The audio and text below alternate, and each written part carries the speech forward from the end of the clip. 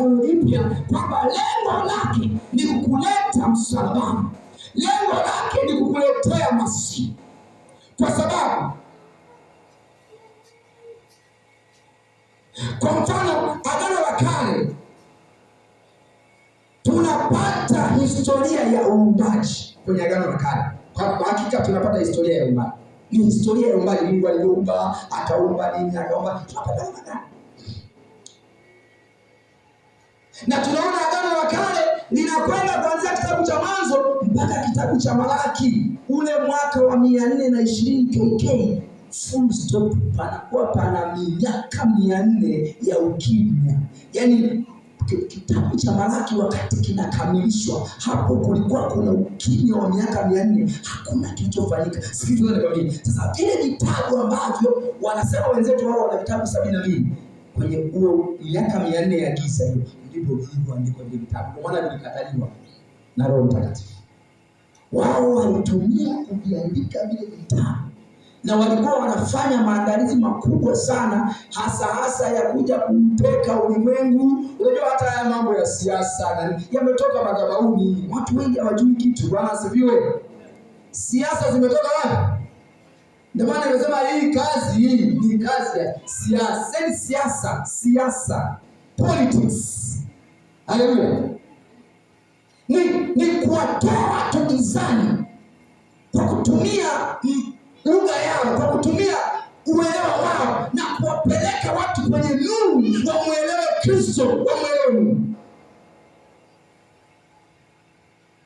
Kwa mfano sura 11 za kitabu cha Mwanzo zinazungumzia mwanzo wa mwanadamu. Sura 11 zile kuanzia kitabu cha Mwanzo, zina kila sura ya kwanza, ya pili, zile sura zinazungumzia mwanzo wa mwanadamu. Na pale nyumbani wakati mwingine huwa tunatafakari kwamba wewe una mwanzo.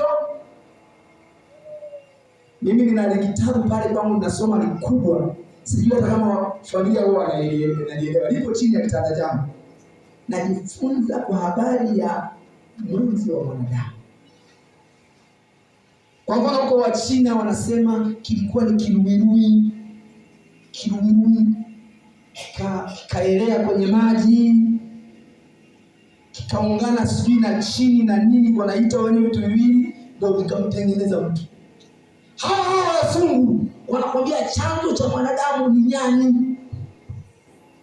Kulikuwa kuna gorila, kuna chimpanzee, baadaye akaenda evolution of human, ambazo wanatembea kama gorila, kama nyani.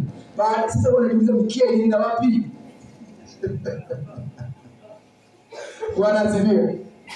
Lakini Mungu anasema yeye kwenye hiyo sura hiyo Mwanzo hiyo 11 kuanzia sura ya kwanza inasema uumbaji wa mwanadamu. Maana hakuwahi kuumbwa mwanadamu kama mtoto.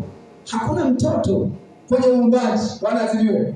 Aliumbwa kama kijana, kama mtu mzima. Na ndio maana wanasayansi wanasema mtoto anapozaliwa huwa ni mzee kabisa. Nataka leo mwanze kufikiria hili jambo. Wanasema huwa ni mzee kabisa mtoto anapozaliwa. Na mara nyingi huwa anajidhihirisha baadaye tena anapoanza kuzeeka, unaanza kumuona. Unaona anarudi kwa nini? Ukipiga picha ya mzee wa leo mwenye miaka 90, mwenye miaka 100, ukachukua hiyo picha ukamlinganisha na utoto wake, unazaliwa watu wazee tuliokomaa, ambao tumekamilishwa, siku zako zimehesabiwa. Mwanangu, hata ukijihangaisha kule, kama Mungu alisema wewe ni miaka 60 utaondoka. Otherwise wewe na neema ya Mungu kama yule mfalme aliyemuomba Mungu akageuka ukutani, Bwana akamwongezea miaka 17. Haleluya. Kila kitu ni planned by God kwa Mungu mwenyewe. Na sura zile 12 zinazofuata baada ya 12 zinazofuata ni kuzaliwa kwa taifa la Israeli kupitia Ibrahimu. Kile kitabu cha Mwanzo sura ile ya 12 mpaka tunapoendelea pale anasema ni kupitia Ibrahimu, kwa sababu ahadi za Mungu namba moja ni kupitia wazee, yaani kupitia watu. Hiyo na ahadi ya kwanza.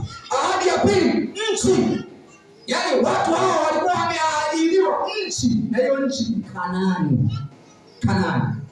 Na ahadi ya tatu ni baraka. Baraka hiyo ni Masihi. Tunapozungumzia baraka tunazungumzia Kristo Yesu.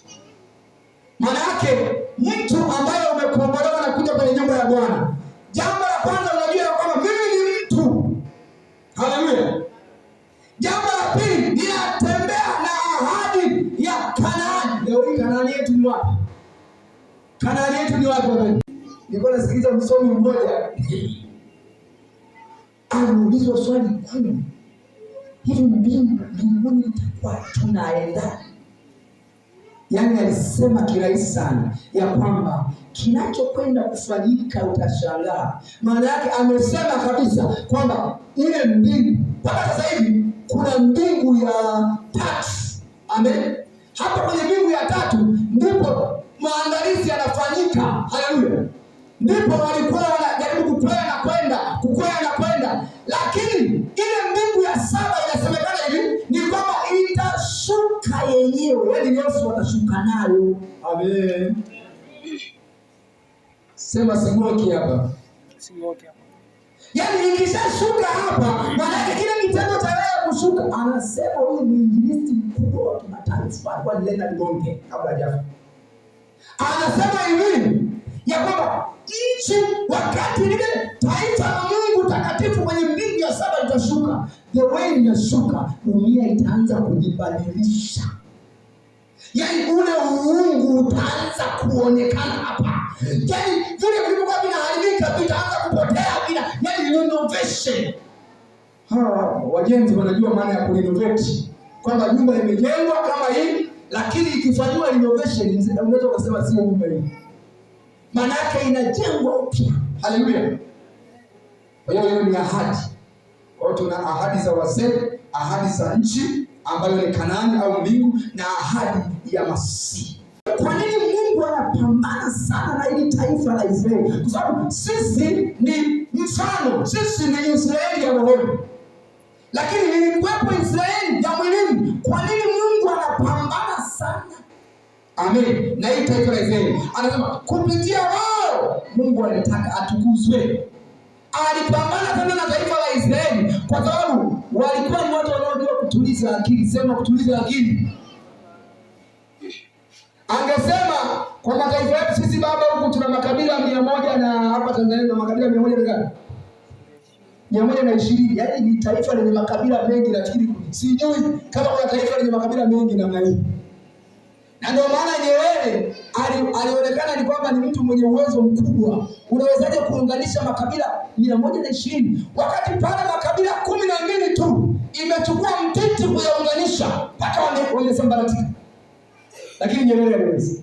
Sasa haikuwa rahisi kuyachukua mataifa yetu kwa sababu kwanza lugha tuliyokuwa nayo ilikuwa ni tofauti, ilikuwa ni hali, yaani watu hawaelewani, watu hawasikilizani, kulikuwa kuna vita hapa na pale. Sasa alitaka mtu mmoja anayeweza kumsikiliza, akachagua kabila la Israeli.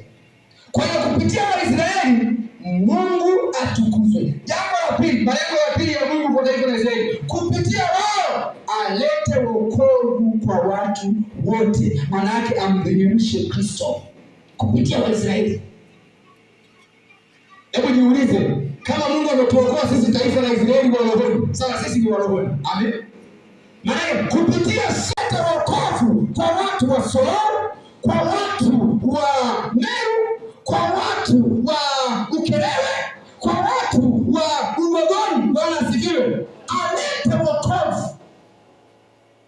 Na tunaona alianza na Ibrahimu, akapambana naye, akaja na Isaka, mapambano yakaendelea, akaja na Yakobo, na baadaye anakuja na yale 12 Israeli mataifa.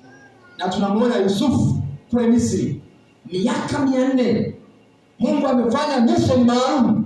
Yusufu kaenda kule, kaingia utumwani. Mara nyingi tunafikiri tukiingia utumwani na kufungwa kupitia maisha magumu sisi ndio basi. Hamna, tunaimarishwa.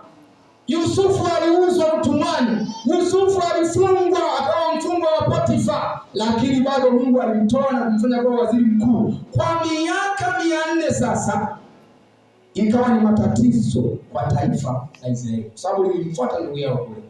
Tunaona sasa Musa anaongoza nchi ya ahadi, anawaongoza jangwani.